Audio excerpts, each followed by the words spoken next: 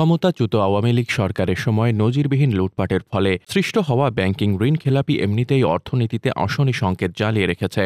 তার উপর বর্তমান সরকার যেভাবে ঋণ খেলাপিতে ছাড় দিচ্ছে তা রীতিমতো বিস্ময়কর বলা হচ্ছে। চলমান পরিস্থিতিতে মাত্রাতিরিক্ত খেলাপি ঋণের কারণে ব্যাংকের মূলধন আয় কমে যাচ্ছে, বেড়ে যাচ্ছে ঝুঁকিপূর্ণ সম্পদ। পাশাপাশি আন্তর্জাতিক বাণিজ্যেও বৈরী পরিস্থিতির মুখোমুখি হওয়ার আশঙ্কা দেখা দিয়েছে।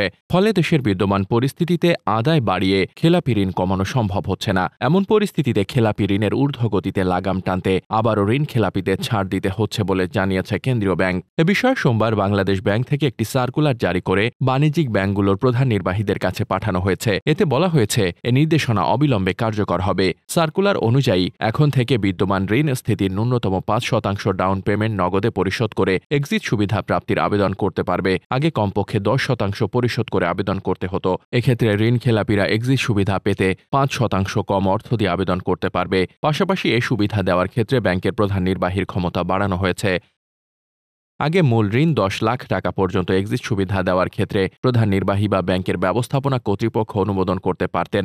এখন তারা 20 লাখ টাকা পর্যন্ত খেলাপি ঋণের এক্সিট সুবিধা দেওয়ার আবেদন অনুমোদন করতে পারবেন। এর বেশি অঙ্কের খেলাপি ঋণের ক্ষেত্রে এক্সিট সুবিধা নিতে হলে পর্ষদ বা নির্বাহী কমিটির অনুমোদন দিতে হবে। নিয়ন্ত্রণ বহির্ভূত কারণে যেসব উদ্যোক্তা ঋণ খেলাপি হয়েছেন কেবল তারাই এর আওতায় এক্সিট সুবিধা পাবেন। এছাড়া অন্যান্য কারণে খেলাপি হয়ে থাকলে তারা এই সুবিধা পাবেন না। এ ধরনের ঋণ খেলাপিদের বিশেষ ছাড় দিয়ে প্রথম সার্কুলারটি জারি করা হয় আওয়ামী লীগ সরকারের আমলের গভর্নর আব্দুর রউফ তালুকদারের সময় 2024 সালের 8 জুলাই। ওই সময় এই সার্কুলারের আওতায় খেলাপি ঋণ নবায়ন করেও এর ঊর্ধ্বগতি কমানো সম্ভব হয়নি, উল্টো বেড়েই চলেছে, যা এখন আরও বেশি মাত্রায় বাড়ছে। সার্কুলারে আরও একটি নতুন ধারা যুক্ত করা হয়েছে। এতে বলা হয়, এক্সিট সুবিধাপ্রাপ্ত ঋণ হিসাবে গ্রাহক নির্ধারিত কিস্তি অনুযায়ী পরিশোধ না করলে তা খেলাপি হলে কোনো অবস্থাতেই পুনঃতফসিলীকরণ বা পুনর্গঠন করা যাবে না। এ সুবিধা প্রাপ্তির পর গ্রাহক পাওনা পরিশোধে ব্যর্থ হলে ঋণ আদায়ে ব্যাংক প্রয়োজনীয় আইনগত ব্যবস্থা গ্রহণ করবে।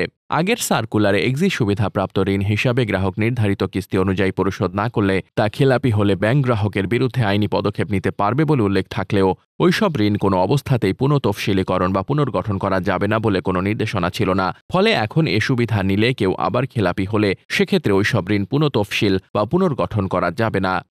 সার্কুলারে বলা হয়, আগের মতোই ঋণ গ্রহীতার আবেদন প্রাপ্তির 60 দিনের মধ্যে ব্যাংকে তা নিষ্পত্তির ব্যবস্থা গ্রহণ করতে হবে। সূত্র জানায়, আওয়ামী লীগ সরকারের সময় খেলাপি ঋণের প্রকৃত তথ্য প্রকাশ করা হয়নি। ওইসব তথ্য আড়াল করে খেলাপি ঋণ কম দেখানো হতো, যে কারণে খেলাপি ঋণের প্রকৃত চিত্র পাওয়া যায়নি। ওই সরকারের সময়ে খেলাপি ঋণ ছিল 9%-এর বেশি। 5 আগস্ট আওয়ামী লীগ সরকারের পতনের পর গত জুনের খেলাপি ঋণের তথ্য প্রকাশ করে বর্তমান সরকার। এ সময়ে খেলাপি ঋণের লুকানো তথ্য প্রকাশ করায় তা বেড়ে দাঁড়ায় 17%। গত ডিসেম্বর পর্যন্ত খেলাপি ঋণ আরও বেড়ে 20% ছাড়িয়ে গেছে। তা বেড়ে দাঁড়িয়েছে 3,46,000 কোটি টাকায়। আওয়ামী লীগের সময়ে শেষ ঘোষিত তথ্যে খেলাপি ঋণ ছিল 1,82,000 কোটি টাকা। ডেস্ক রিপোর্ট, বার্তা বাজার।